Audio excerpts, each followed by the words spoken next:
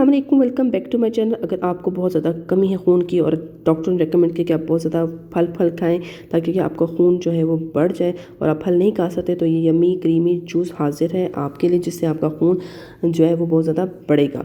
तो रेसिपी शुरू करते हैं। मैंने 1 किलो के करीब जो है क़ुरबानी ली है। क़ुरबानी जो आपके खून को बहुत ज़्यादा बढ़ाती है, और इसमें मैंने 1 जग के करीब पानी डाला है और नॉर्मल पानी है, और 1 जग के करीब पानी डालेंगे। इसके अंदर हम अब ऐड करने जा रहे हैं शुगर। 1 किलो आधा किलो ही शुगर ऐड करें। आप शुगर की जगह जो है वो शक्कर भी ऐड कर सकते हैं अगर आप डाइटिंग वगैरह का मसला है। उसे मैंने कवर करके रख दिया है 15 मिनट के लिए, और मिड आंच पे रखा है। मिड आंच पे रखने के बाद 15 मिनट हो चुके हैं इसको। अब जी हमने फ्लेम जो है वो ऑफ़ कर देना है। एक चिमटा लेना है और इसकी मदद से हमने जो आलू बुखारे के जो छिलके हैं वो रिमूव कर लेना है, जैसे कि मैं कर रही हूँ।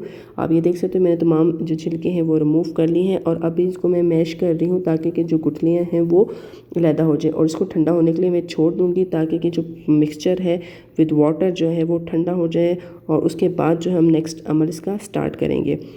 जब ये ठंडा हो जाएगा तो हमें इस पौने की मदद से हम इसे पुन लेंगे ताकि कि जो गुठलियाँ हैं हम सेपरेट कर सकें और जो मिक्सचर है वो अलहदा हो जाए।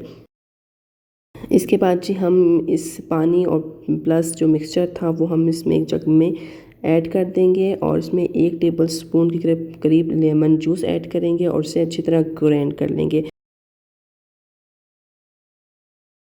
ये जी ग्राइंड होके इस शक्ल में आ गया है, और ये यम्मी जूस जो है वो आप 1 हफ़्ते तक स्टोर कर सकते हैं क्योंकि इसमें हमने लेमन जूस ऐड किया है।